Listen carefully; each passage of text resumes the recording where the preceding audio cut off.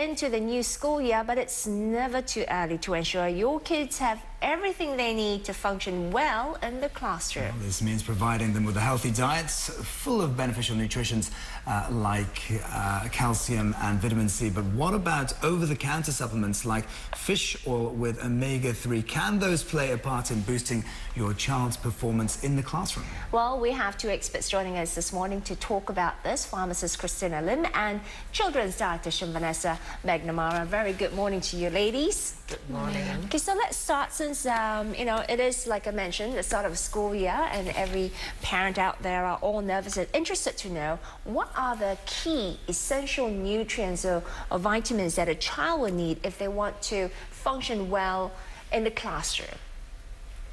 I believe that they need adequate energy to be able to concentrate. The brain cells require double the amount of energy than any other cell in the body. So as long as they're receiving enough nutrients, a wide variety of nutrients and enough energy and fluids, then their brain will work a bit harder. But are there specific, perhaps, you know, vitamins or minerals that you need to maybe help you in your focusing skills or help you in your memorization technique? I mean, can it be as specific as that? Yep, I think you need the Bs because that would help to metabolize the energy and bring the nerve cells to be functioning properly. You also need the omega-3 to supplement your brains and your nerve. Yeah. So presumably a lot of these things can already be found in the foods that we're already eating. I mean, what are the best ways just out of the natural foods that we eat?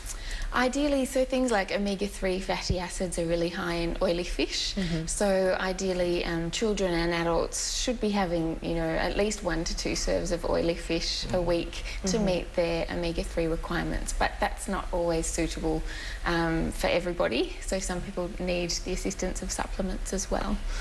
And when we say children need supplements, how young are we talking about? I mean, we can't be talking about 2 or 3-year-olds, are we? It all depends on the child. As a dietitian, I like to focus on food first. But, you know, some children might have intolerances or they might not like oily fish, and so some people do need the additional help of supplements if they're not having a wide enough balance, you know, in the diet. Well, talking about that balance, is there anything specific to the diets that we have in Singapore, for instance, where we're lacking some of the nutrients because of, you know, certain foods that we choose to eat here? Or in Asia, yeah. Yeah, in Asia, I think one issue in Singapore is sometimes freshness, in that a lot of fruit and vegetables travel a long way to get here, and which I feel like we just need to eat a lot more fruit and vegetables to be meeting all of the requirements that we've got. But it's still very easy to get good fresh fruit and vegetables at local markets and at locally grown vegetables as well, which I think is a good way to go. I mean, the ideal situation is that, you know, your child can get all that he needs or she needs from the food they eat, but that's not always possible, and sometimes we parents don't really know if that enough is enough. So Christina, when it comes to supplements, would you say it's a good option for you to perhaps just play safe if you don't know your child is getting enough? Are they necessary in that sense? Well, a lot of our kids now in Singapore don't eat as well as they should because they are picky, and parents love to please the children. So if they have a lot of the fast food, they aren't going to get sufficient nutrients. So therefore, a complete multivitamin supplement added to the diet is no harm, all right? And if they are short of the vitamins, then that would help them. I mean, some parents are quite reluctant to give children supplements. So as a parent, at what point do you decide whether or not to offer your children supplements like calcium or vitamin C, for instance? Okay, when the child starts falling ill very frequently, or when the child is kind of lethargic, these are signals that, hey, maybe they are not having sufficient nutrients in the diet. So the parent can analyze a little bit and see and look at the diet and figure out what may be short. Okay, so very young children may not be so short of calcium because they're drinking a lot of milk. But if you have a milk intolerant child, maybe calcium supplement would be necessary. When you say a lot of milk, how much milk are we talking about? Is there a specific amount that a child should drink every day?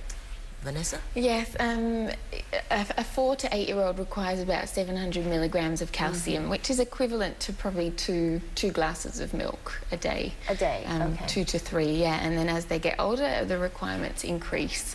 So ideally we suggest that both children and adults alike have about 3 serves of dairy products a day, being, say, a glass of milk or a small tub of yogurt or a matchbox-sized slice of cheese. And coming back to the supplements, as parents, how careful should you be when it comes to choosing supplements for your kids? Is it okay to be heading for the generic over-the-counter multivitamin pill for your child, or should you seek professional help and see what specific needs they need? I think firstly they need to choose a good brand, because from the raw material perspective, the storage, the transportation is very important on what you really get. On label, you may have a certain claim, but if it is stored in a hot place, a very high moisture place, your child may not be getting the exact amount that is stated. Okay. Then on your question regarding, so what amount do you need? Actually, there is a daily guideline, all right, and most OTC multivitamins would contain that level. So I think the challenge for the parents is choosing the right brand. And sometimes I do see parents, they will go for the generic one, which contains everything, and then they add on top specifically omega-3 and zinc and iodine. I mean, is that advisable, or yes, might because be you see, in a overdosing multivite, you can't put a high concentration of everything in there. So if your child is lacking mental focus, you may want to include an additional supplement that contains a high omega-3 or a high B complex. But generally, I think for young children, multivite is quite sufficient. Then they can add on like calcium and omega-3 and also vitamin C. I think vitamin C is absolutely essential. And I think it's always worth running past your dietitian or GP or pharmacist if you are taking some multivitamins, particularly for children, just in case they might be taking high doses, getting a little bit enthusiastic, as some fat-soluble vitamins can be toxic at high doses. Correct, yeah. So you can overdo it with supplements, because of course a lot of parents in Asia are really concerned about their kids' performance in the classroom. So I mean, the omega-3 is how much is too much? I think for a child, 500 milligram a day is sufficient. Yes, yeah, I would agree. Yeah, it's more the fat-soluble vitamins and things like iron. I wouldn't necessarily want a child to take an iron supplement unless they'd been diagnosed with an iron deficiency or something like that. But omega-3s, yes. Oh, but if you don't know, it's always best to seek professional advice and help.